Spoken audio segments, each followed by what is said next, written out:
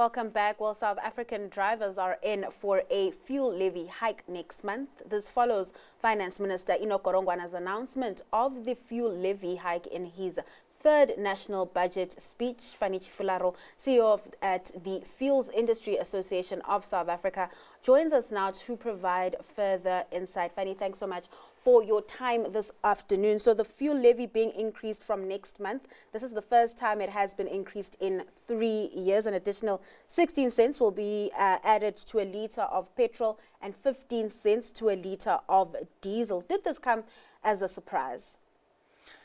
No. It does not come as a surprise. I mean, there was a hint. You shouldn't forget that in the first budget speech of the Minister of Finance this year, he increased the carbon fuel levy by 3 cents.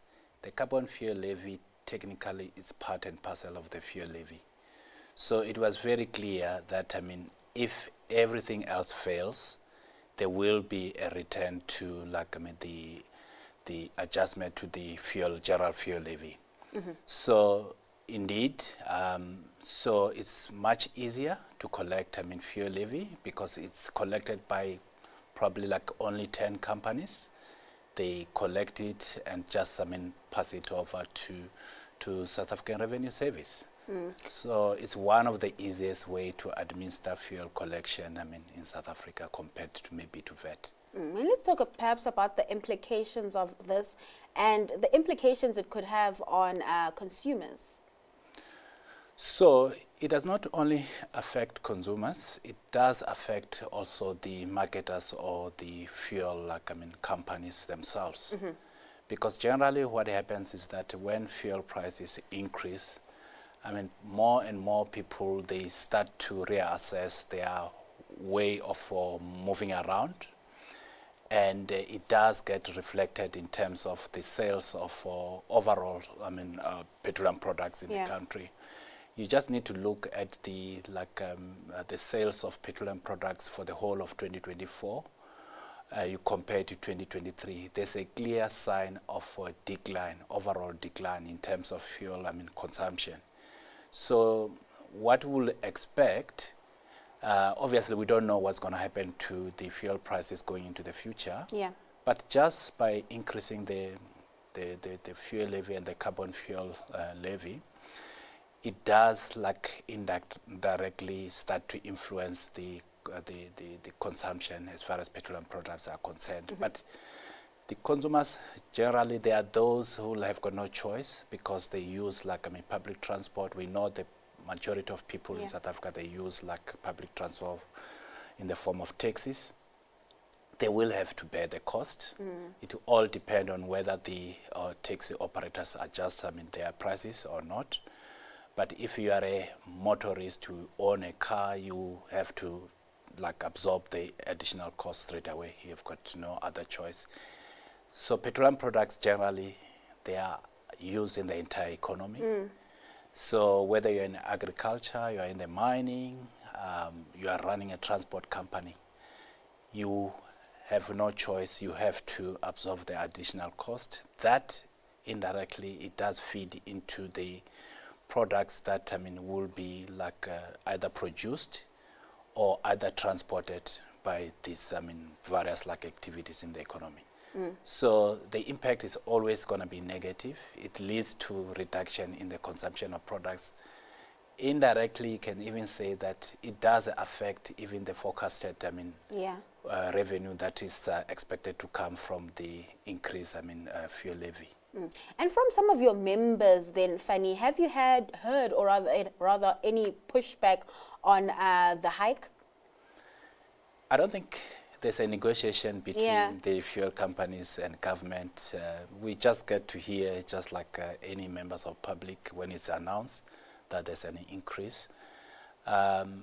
If you have to put this into perspective, South African fuel taxes, if you compare to the global markets, is still fairly on the lower side.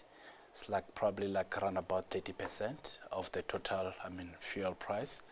You look at other countries, for instance, if you look at places like UK, the taxes alone, they take such a huge chunk. I mean, like in terms of like it's probably far exceed 50%. So reason being that, I mean, like I said, it is the easiest way for collecting taxes, because generally it's not like something that is paid over by many people. It's just few companies that are involved that collect and pay it over to government. So whatever you forecast, you are likely to get 90% of what you have forecasted compared to other taxes. The scope of tax evasion when it comes to fuel tax, I mean, collection is very low. However, I think the point that I need to emphasize, we also miss an opportunity because there's a big chunk of fuel taxes that are lost due to the fraud in the form of, like, I mean, diesel adulteration. And we estimate that around about 4 billion is lost to the fiscus due to that practice. So if we were to, like, jack up our enforcement efforts, it means we could potentially have reduced the amount, the cents per litre adjustment, the fuel levy, if we make sure that we reduce the leakage from the people who are mixing diesel with paraffin.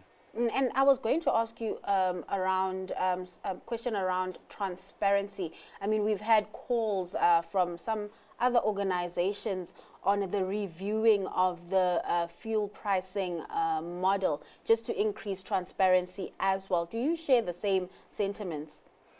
Yeah, the fact that people, they believe that the fuel price, I mean, structure or the calculation, the methodology is not transparent, it means that we need to do more to make sure that people who are outside the industry, they need to understand the mechanics in terms of how this whole thing is computed.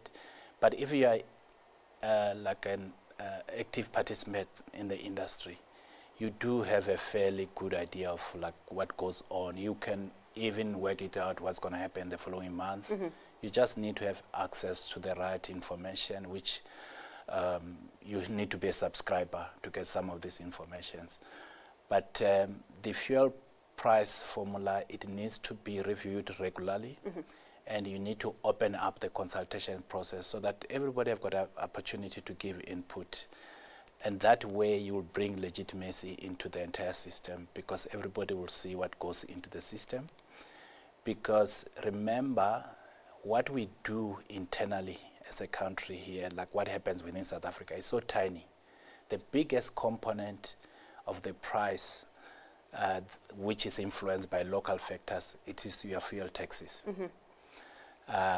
But the 70% is generally what happens outside our borders. Yeah. So, but it's very important that people are aware of what is the build-up, and they understand, they are able to know like that nobody is like, I mean, taking money away from them unnecessary. Even those who are taking money to pay for either transportation cost or for the margins, people should understand how is it computed. It shouldn't be like really that, I mean, like complicated. It must be broken down into chunks where people, they can easily understand, because this is like a part of the expenditure which contribute, or it takes a lot of money from their budget. So they need to understand how it's I mean, calculated. All right, Fani, thanks so much for your time and sharing those insights. That was the CEO at Fuels Industry Association of South Africa, Fani Tshifularo.